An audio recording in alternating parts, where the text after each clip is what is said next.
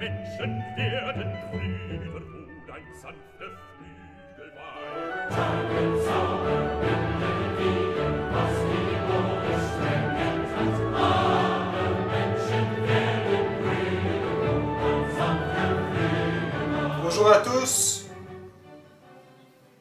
Étudions la carte numéro 9 du tarot. Le 9. Nous sommes rendus au mystère des mystères. Nous sommes rendus à la 9e carte, la 9e sphère. Le grand épreuve, l'épreuve ultime que l'on doit passer, que tout initié qui aspire à la lumière doit passer. C'est la dernière épreuve. C'est là où on échoue ou on triomphe. C'est l'ultime. C'est là où tout ange s'est défini. C'est là où toute personne se qualifie. Où toute personne peut monter à l'état angélique, se libérer ou descendre à l'état d'homme animal inconscient. Donc c'est là où tout gravite, que tout tourne autour. Donc c'est l'épreuve ultime. Hein? Tout ange, tout maître s'est créé dans la 9e sphère. C'est auto-créé. Aucun maître ne naît maître ou ne naît ange. Hein? Tous ces hommes solaires se sont créés dans la 9e sphère. Donc c'est quoi la 9e sphère? C'est le sexe. C'est l'ultime épreuve. Pourquoi qu'on dit 9e sphère? Hein? 9e cercle. Bien, c'est en lien avec l'enfer, notre propre chaos, nos propres enfers atomiques, qui est, nous, notre corps physique en lien avec la Terre. Hein? Le microcosme est comme le macrocosme. Hein? Tout ce qui est en haut est comme tout ce qui est en bas. Donc ici, si on revient au corps planétaire, hein? Notre belle planète, à l'intérieur d'elle, il y a 9 strates. 1, 2, 3, 4, 5, 6, 7, 8, 9. Donc, la 9e sphère, c'est ici, et où au centre de la Terre, il y a le Saint 8, hein, comme le maître nous enseigne, le maître Samael. Donc, ici, on vient parler des 9 cercles dantesques, donc les 9 cercles infernaux de la nature. Hein, ici, c'est pas c'est l'astral inférieur. Donc, ces 9 cercles sont en lien avec les 9 planètes. Hein, donc, la Lune, Mercure, Vénus, Soleil, Mars, Jupiter, Saturne, Uranus et Neptune. Neptune qui est la dernière planète, la 9e planète. Mais la dernière, c'est pas la dernière, mais c'est la 9e planète. Donc Neptune est en lien, on le sait, avec le Christ, en lien avec le poisson, avec la glande pinéale. Donc, la glande pinéale qui est en lien direct avec les organes sexuels, hein, comme on sait, celui qui a une force sexuelle, une forte libido et qui est chaste va avoir une glande pinéale forte. Et donc, une plus grande force de concentration, une plus grande force de lumière en général, de connexion à l'être, etc. Donc, descendre à la 9e sphère, c'est descendre dans le sexe et travailler avec l'eau et le feu. C'est descendre dans nos propres enfers. Et donc, ici, on parle des enfers atomiques de la nature. Ça veut dire qu'il faut descendre dans nos propres enfers. Ça veut dire qu'il nous faut combattre les forces inférieures, les égaux. Chaque cercle est en lien avec une famille d'égaux.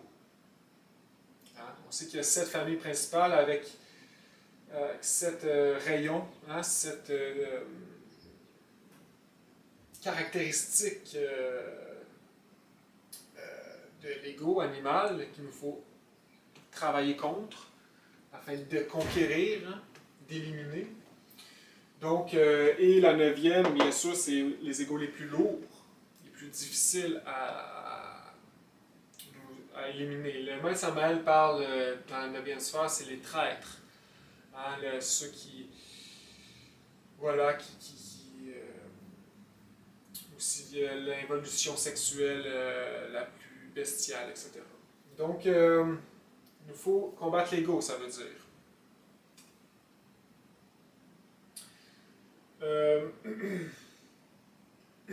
On comprend ici hein, que toutes les forces convergent vers le centre.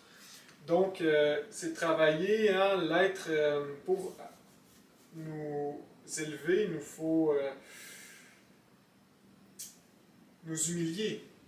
Hein, il nous faut descendre. Et on sait que toutes les forces convergent vers le milieu. Donc, c'est par la chaleur et la pression qu'on va avancer. Hein, c'est par la pression qu'on va concasser l'ego.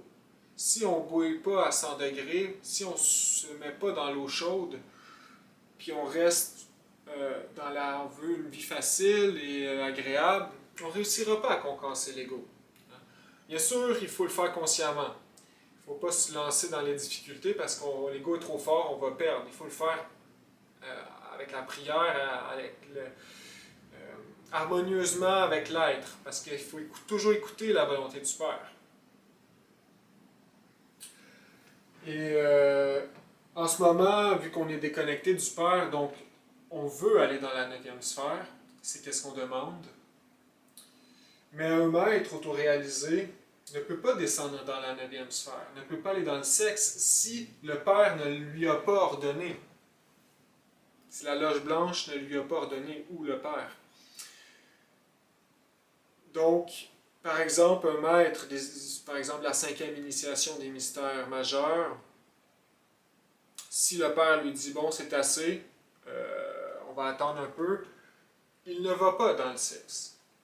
Ici, le Père lui dit « bon, on va aller prendre un autre degré, on va continuer le chemin », il ordonne à son âme humaine de retourner dans le sexe. Donc, pratiquer avec son épouse prêtresse. Et pour un maître, eh bien, c'est difficile, c'est souffrant de retourner dans la 9e sphère. C'est pas quelque chose d'agréable. Hein? Parce qu'ils sont rendus à des hauts niveaux de lumière, d'avancement, inimaginable pour nous. Donc c'est pourquoi le maître Samael, bien sûr, il dit que des maîtres autoréalisés, par exemple des Christ, ne peuvent pas retourner dans le sexe. Parce que, premièrement, s'ils font de leur propre chef, eh bien, c'est une chute. Ils perdent tout leur degré. C'est défendu. Et ils ne veulent pas eux-mêmes le faire parce que c'est souffrant, retourner dans la matière. Ils sont dans un état angélique et paradisiaque. Hein? Il y a un niveau de conscience paradisiaque. Donc, ils ne veulent pas retourner. Ils ont déjà conquéri la 9e sphère. Ils ont déjà combattu. Mais le maître, il dit qu'il existe des chutes, mais il existe aussi des descentes, et ça, c'est différent. Donc, le père pourrait ordonner à son fils de descendre. De ne pas chuter, bien sûr, mais descendre, ça existe, hein, des descentes dans la 9e sphère. Donc, c'est sans répandre l'énergie, mais retourner dans le sexe. Donc, il existe plusieurs cas comme ça ici. Mais pour l'instant, nous, on va revenir à nous, hein, nous qui sommes totalement déconnectés, inconscients, et qui recherchons à nous libérer, hein, à avancer intérieurement. Eh bien, on va devoir retourner dans la 9e sphère qui est le sexe. Travailler avec l'eau et le feu. On dit aussi travailler dans la forge de Vulcain, la forge des Cyclopes. Vulcain, c'est intéressant, le maître Samael nous dit que c'est en lien, hein, Vulcain, avec le corps éthérique. Le corps éthérique qui est en lien direct avec le sang et le sémen. Donc dans la forge de Vulcain, la transmutation sexuelle.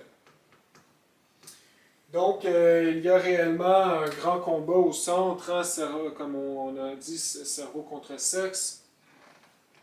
Donc de là, ici, partent vraiment deux forces. La Kundartiguateur, hein, les forces infernaux qui veulent nous garder attachés à nos basses passions et nos désirs éphémères pour nous rendre esclaves de la nature. Et c'est l'ego. L'ego qui vit en nous, qui est nous. Et il y a la force positive, hein, la transmutation, qui Kundalini, hein, notre être qui veut nous racheter. C'est intéressant dans Dante Alighieri, hein, quand il est rendu à la 9e sphère, eh bien, c'est assez, le symbolisme assez profond, hein, parce que, premièrement, au centre de la Terre, parce que lui, hein, avec Virgile, son maître, il traverse tous les 9 sphères et il voit tout l'enfer, en fait, avec toutes les spécificités égoïques de chaque cercle. Et en enfer, bien sûr, hein, j'en ai parlé dans ma vidéo, eh bien, c'est allégorique au monde d'aujourd'hui. Il y a des maisons, des voitures, des routes, hein? C'est l'astral inférieur, mais plus de violence, plus d'animosité, fornication, des vitres brisées, des maisons en feu, des gens qui se courent après, qui se font violence, etc., qui blasphèment contre Dieu, etc. Et plus qu'on descend, plus c'est intense et douloureux. Enfin, tout ça, c'est la nature, hein, une grande miséricorde dans la mère divine qui broie les égaux pour nous. Mais c'est souffrant, extrêmement souffrant. Bon, bref, et Dante, au centre, qu'est-ce qu'il voit? Eh bien, il voit Lucifer. Et Lucifer est pris la moitié du corps rendu au bassin, ou on pourrait dire aux organes sexuels, qu'est-ce qui est intéressant, dans la glace. Et il essaie de sortir de la glace en battant des ailes, mais ses ailes ne font que renforcer la glace où il est pris, parce qu'il bat et c'est de l'air froid, comme il dit. Donc c'est intéressant. Il dit que ce Lucifer a 3 têtes. Il le décrit comme Judas qui a trahi le Christ, Brutus et Cassius qui ont trahi et assassiné Jules César. Eh bien, ça rapporte aux 3 têtes, hein, comme on en parlait dans la carte 6, les 3 forces électromagnétiques qui nous retient à l'ego. Donc, le désir négatif astral, la justification qui vient du plan mental et la mauvaise volonté que l'ego utilise pour nous rendre esclaves. Donc, il nous faut de la bonne volonté, hein, il nous faut du travail intense, christique, solaire, reniement de soi-même, etc. Donc, c'est ça, il dit qu'il y a 3 têtes. Et bref, Virgile lui montre le chemin et il s'agrippe au Lucifer et il commence à grimper, mais à l'envers, vers l'intérieur de lui. Et donc, de l'intérieur, il se retrouve de l'autre côté à monter. Et il sort de l'autre côté, on pourrait dire de la glace, de l'autre côté, et Dante est surpris de voir les jambes de Lucifer en l'air, dans le trou, et de monter. Donc c'est intéressant, et quand il sort, il se rend compte qu'il peut enfin admirer les étoiles. Et je crois plus tard, il y a Béatrice qui arrive à lui. Et c'est là qu'il commence à remonter dans les initiations de Vénus. Comme on dit, il faut que Mars aille dans la 9e sphère pour tremper son épée et conquérir Vénus. Donc c'est intéressant parce que Lucifer est réellement une échelle que l'on doit utiliser pour monter. Mais aussi, on se rappelle, c'est une échelle pour descendre. Ben, c'est l'échelle avec laquelle on est descendu. C'est le sexe, Lucifer. C'est la libido. Et on est tombé grâce à cette erreur que nous avons commise. Et on est dégénéré aujourd'hui à cause qu'on a descendu l'échelle. C'est le sexe, l'échelle. C'est le feu sacré. Mais heureusement, la porte a été ouverte par le maître Samael, la connaissance est révélée, donc nous pouvons remonter par des grands efforts en utilisant le sexe, la même échelle, la même porte. En affrontant Lucifer, en le purifiant.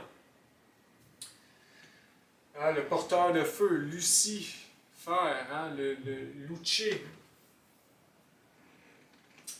Et c'est intéressant ici, cette allégorie. Donc, ça se passe au centre, dans la 9e sphère.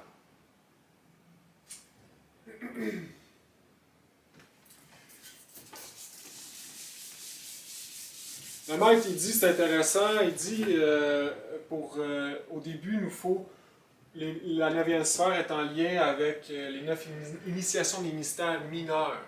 Donc, il nous faut le mériter, il faut travailler les égaux. Chaque initiation des mystères mineurs est en lien avec des défauts psychologiques et des vertus qu'il nous faut acquérir. Et un jour, à force de travailler, nous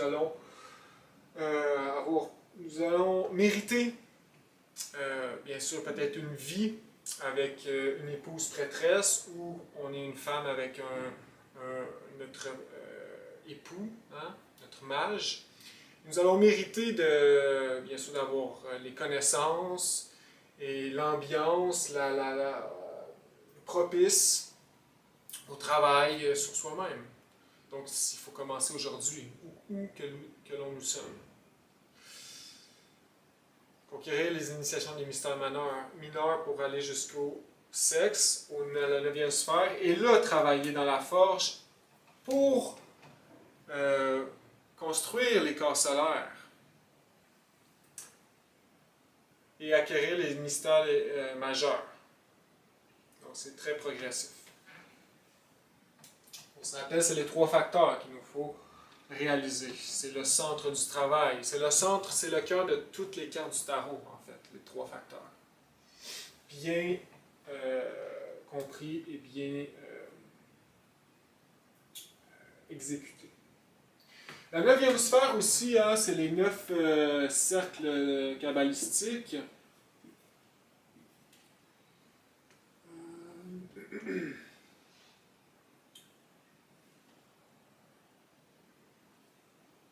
Un, deux, trois, 1, 2, 3, 4, 5, 6, 7, 8, 9.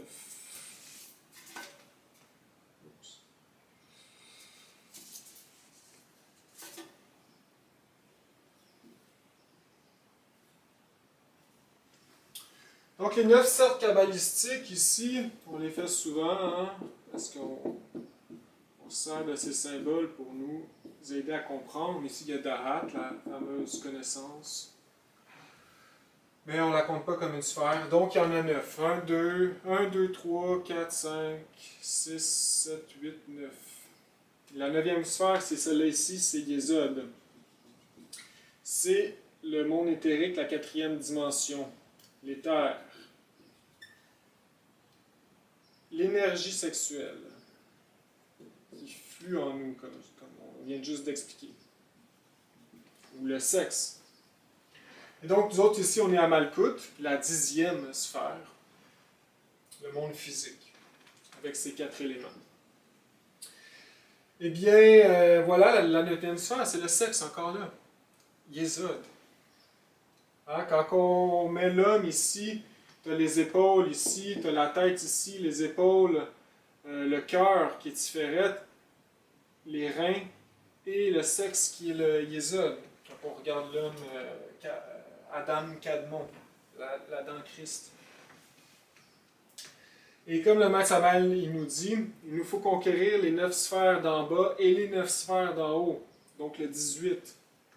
Parce que les 9 sphères d'en bas ben, sont en lien avec... C'est l'opposé, c'est les Cliphos, les enfers. Donc, il y en a encore 9.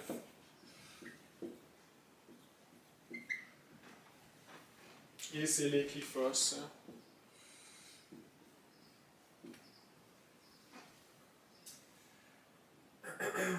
Donc, il y a 18 sphères à conquérir pour devenir maître. Un maître connaît le bien et le mal à 100% parce qu'il l'a vécu, a l'expérimenté, a la connaissance du bien et du mal. Parce qu'il est descendu dans les enfers. Il sait c'est quoi. Il est passé par où nous sommes en ce moment.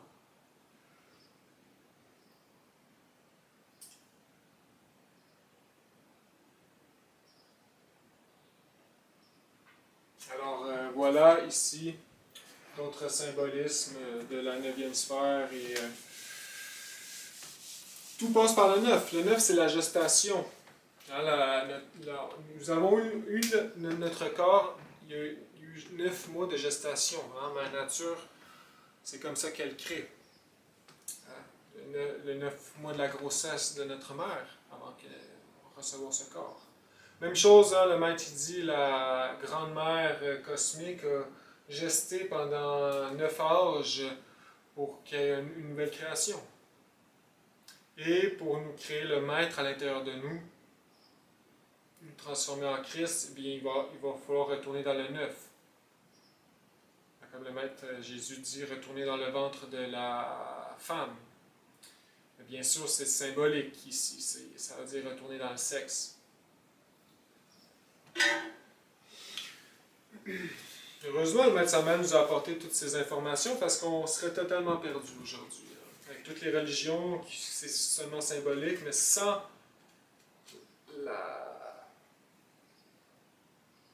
le dévoilement direct, on n'aurait jamais réussi à la déchiffrer.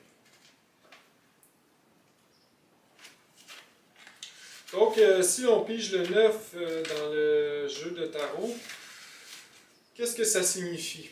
Eh bien, c'est sûr que ça va signifier c'est l'épreuve finale, des douleurs, c'est sûr. Donc, l'ermite, ça signifie la solitude, c'est l'ermite. L'initiation, ça veut dire, c'est la carte de l'initiation. Ça signifie la solitude, la souffrance. Bien sûr, le chemin, même si on est dans un couple où les deux personnes veulent s'auto-réaliser, c'est quand même personnel, hein? C'est quand même nous avec l'être, avec nous-mêmes.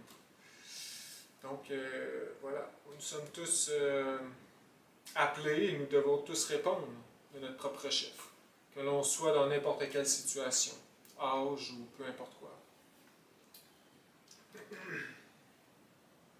Donc, c'est la sphère kabbalistique, c'est en lien avec Yesod. Lettre hébraïque, tête, on va en parler.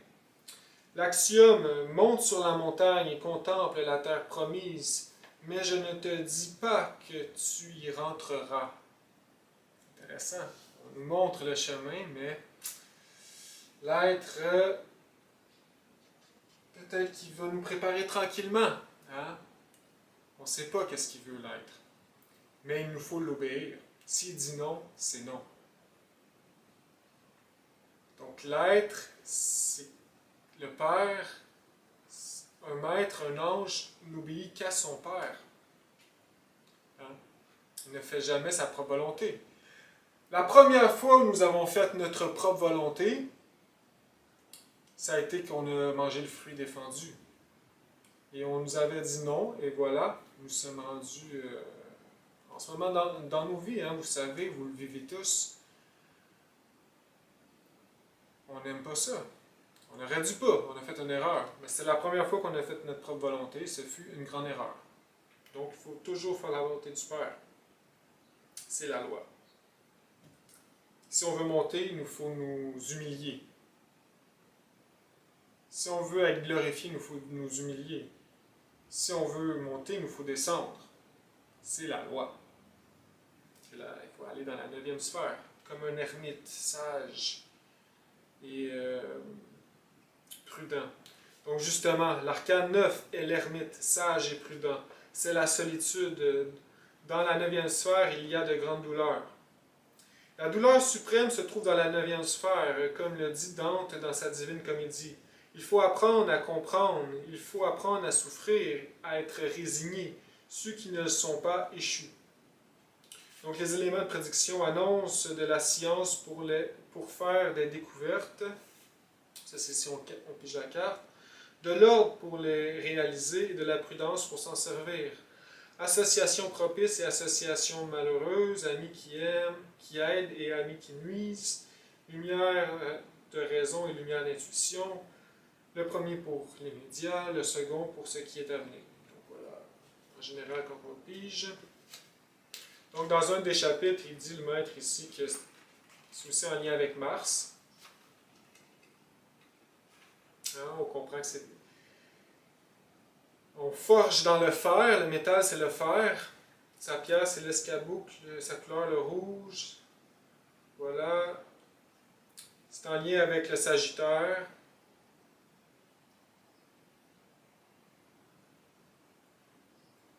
C'est relié à Mars aussi. Donc c'est ça, c'est dans la 9e sphère qu'on fabrique les corps solaires. Fabriquer les corps solaires, c'est intéressant que ce soit dans la 9e sphère parce qu'on fait naître, qu'il y a une gestation. Donc les corps solaires qui sont les corps de l'âme, les corps de notre Père et nous, mais que nous soyons qu'un avec le Père, c'est, voilà, mission accomplie, comme on peut dire. Les corps sont construits et nous pouvons jouir du paradis perdu. Souvent, nous avons des corps lunaires et nous ne pouvons pas assister au banquet de Dieu avec des ayons, des chiffons lunaires. Il faut avoir une belle habit pour assister au banquet. Sinon, on va être jeté dehors. Pour avoir des belles habits, il faut arpenter le sentier au tranchant du couteau, étroit et resserré, comme le Maître Jésus dit. Et le Maître Jésus n'a pas parlé de 2 sentiers, si on regarde toute la Bible. Il n'a parlé qu'un seul sentier, un seul chemin. C'est le sexe. Il n'y en a pas 2. Il est très resserré, difficile. L'autre, c'est l'autoroute facile, où tout le monde prend toutes les diversités mondaines, mais qui mène à la Bible. Ici, rien ne nous est donné en cadeau, tout se paie. À celui qui ne doit rien, on ne donne rien. Les initiations sont le salaire que le Logos verse à l'homme quand le disciple s'est sacrifié pour l'humanité. Ceux qui se préoccupent seulement de leur progrès spirituel et qui ne travaillent pas pour les autres n'obtiennent absolument rien. Celui qui veut progresser doit se sacrifier pour les autres. L'initiation est la vie même, intensément vécue, avec droiture et avec amour. On comprend que quand on détruit l'ego et on se fait ennemi de soi-même, eh bien, ça développe la compassion.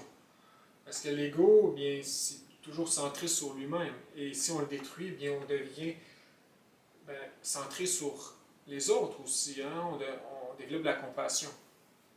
Et c'est intéressant, c'est ici qu'il faut se sacrifier pour les autres. Hein? Ça fait partie du chemin. Par être auto-réalisé, on entend quelqu'un qui a créé les corps solaires et qui a terminé avec l'ego. On descend à l'abîme uniquement sur l'ordre de l'ancien des jours, et c'est alors pour remonter. L'initiation est à vie même. C'est l'intime qui reçoit les initiations. Ainsi donc, l'initiation n'a rien à voir avec ces récits fantastiques qui abondent dans certains livres. Donc si on regarde la carte ici, on voit l'ermite. Donc ici, on va lire, hein, c'est plus facile. Dans cet arcade, nous voyons dans les eaux de la vie une lune qui monte. Dans la partie centrale, un vieil ermite avance en tenant dans sa main gauche la lampe qui lui indique le chemin. C'est la lampe d'Hermès, la sagesse. Il s'appuie sur sa main droite sur la canne des patriarches qui représente la colonne vertébrale avec ses 7 églises. Donc, on voit ici, c'est ça, la lune qui monte, hein, qui essaie de monter au centre, et le soleil qui essaie de descendre, afin de s'unir, la lune et le soleil, Sol et Luna, pour travailler dans l'alchimie.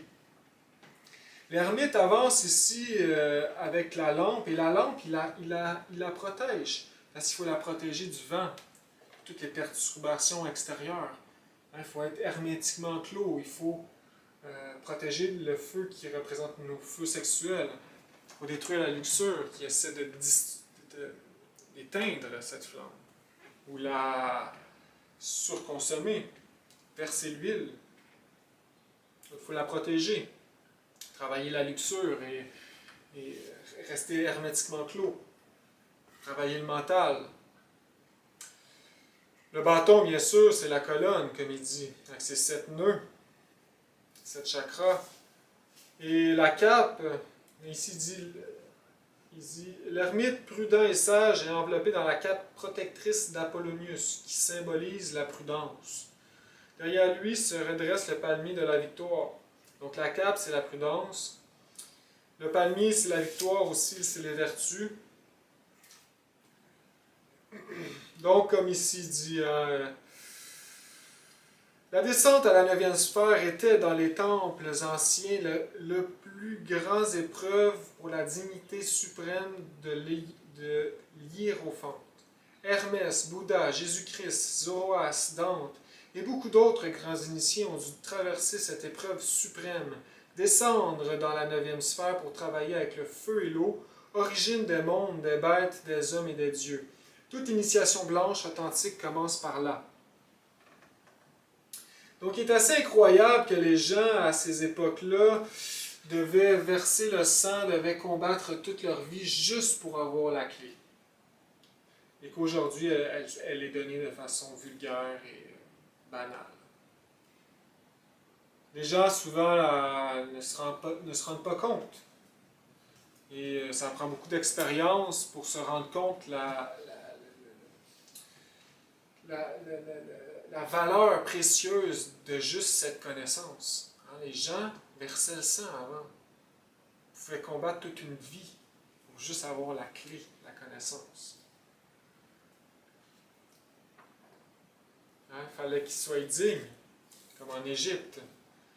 Il fallait qu'ils se fassent ennemis d'eux-mêmes et qu'ils traversent des grandes épreuves juste pour avoir la clé. Aujourd'hui, qui est donné de façon banale. C'est assez incroyable quand on y pense. Donc, on parle là dans la Bible du 144, souvent. 144 coudées. Je pense que c'est la grandeur de Jérusalem. Il y a 144 000 initiés qui sont étampés à leur front, qui vont être sauvés. Bien, ça l'apporte au 9. 1 plus 4 plus 4. Il faut descendre par l'échelle luciférienne et il faut souffrir, nous. Devons nous rendre maîtres tant des forces supérieures que des forces inférieures. Le Père qui est en secret ordonne ce qu'il faut faire. On descend seulement lorsqu'on en reçoit l'ordre. Seul celui qui tombe perd ce degré initiatique, non pas celui qui descend.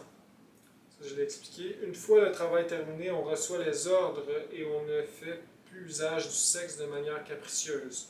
C'est le Père qui est alors maître de cet acte, et l'ordre doit venir du Père. Le sexe ne peut appartenir...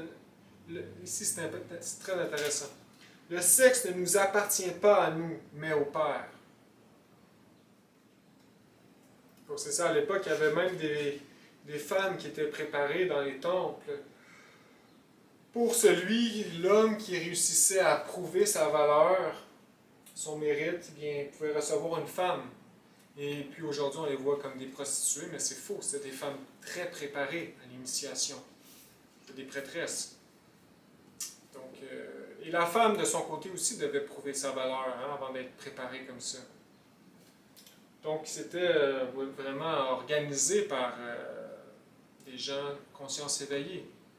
Aujourd'hui, c'est un peu lancé comme ça, puis c'est en lien avec le destin et la loi du karma dharma. Donc, on est tous notre propre chef de notre destinée, rendu quand on a la gnose. Donc, mais cette destinée, ce chemin fixe, ces rails fixes de fer qu'il nous faut briser, eh bien, ça prend beaucoup de volonté pour reprendre notre destinée en main. Sinon, on fait juste avancer dans les récurrences, voilà. Donc, ça revient toujours à ça. Il faut faire les efforts. Il faut faire beaucoup d'efforts, il faut sur-efforts, mais conscient. Donc, voilà la carte ici du tarot. Maintenant, on va parler un peu de... Donc, ici, l'image Tarot de Marseille, c'est encore plus simple. Hein? C'est le mage aussi, l'ermite qui marche prudemment. Tu as le serpent en bas, positif, et la barbe qui symbolise la sagesse aussi. Donc, c'est intéressant. Donc, on va finir avec la lettre tête, qui est une lettre qui est écrite hébraïque, comme ça ici un peu.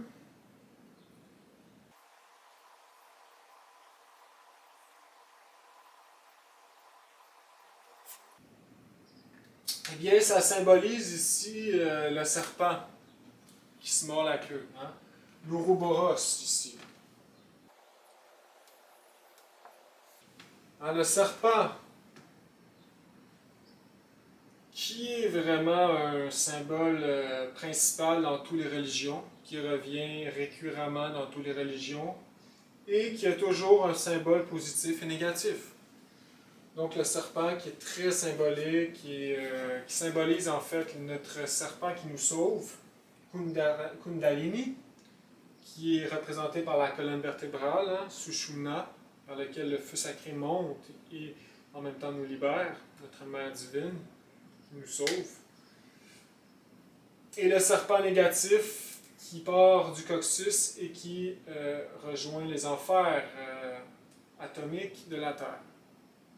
Donc, qui nous transforme en démon, qui crée la queue de démon à partir du coccyx. Aujourd'hui, nous n'avons pas de queue, mais nous avons les effets de la queue. À une époque, l'homme avait une queue, au début de la chute. Donc, les forces psychiques sexuelles étaient propulsées vers le bas. Donc, l'homme créait l'ego vraiment volontairement. C'est en Lémurie, hein, la chute de l'Éden. Adam et Ève, le symbolisme. Donc, c'est intéressant ici, tu as vraiment le 9e sphère, tu as le sexe, et puis tu as le serpent positif, hein, notre mère divine, et tu as le serpent négatif, la queue de Satan, qui partent du même point. Donc, c'est intéressant ici. Donc, comme on sait, hein, vraiment, les démons peuvent avoir des pouvoirs psychiques, mais de façon négative. Mais nous ne voulons pas ça, nous voulons positivement. Donc, donc, Kundalini, qui veut dire la fin de l'organe Kundartirgwatar. Et le serpent qui se mord la queue, c'est bien sûr un symboliste du retour. Et voilà le symbole ici, la lettre hébraïque, c'est le serpent, tête, et, qui est en lien avec le 9. Et c'est intéressant quand on réfléchit, le 9 qui ressemble aussi à ce symbole, parce que c'est comme un serpent, hein, un serpent, hein, vous voyez, qui tourne. Alors voilà pour ce grand nombre. Aussi, je pourrais terminer en disant kabbalistiquement, c'est un autre fait intéressant, c'est que quand on fait les réductions du 9, ensemble, arrive toujours à 9. Et ça, c'est intéressant, ça montre vraiment la fin, que c'est la fin, c'est le centre. Par exemple, si vous faites 9 fois 532, il y a la réponse. Si vous réduisez tout ça kabbalistiquement, ça va donner 9. 9 fois 64, 9 fois 7, 9 fois 5838. Ben, la réponse, réduction kabbalistique, va toujours arriver à 9. Et ça ici, c'est intéressant. 9 fois 2, 18. 1 plus 8, 9. 9 fois 3, 27. 2 plus 7, 9. 9 fois 4, 36. 3 plus 6, 9. Donc, vous voyez. Et c'est intéressant, c'est ça. Alors, les amis, je vous souhaite un bon travail à tous. Et continuons. Merci beaucoup. Au revoir.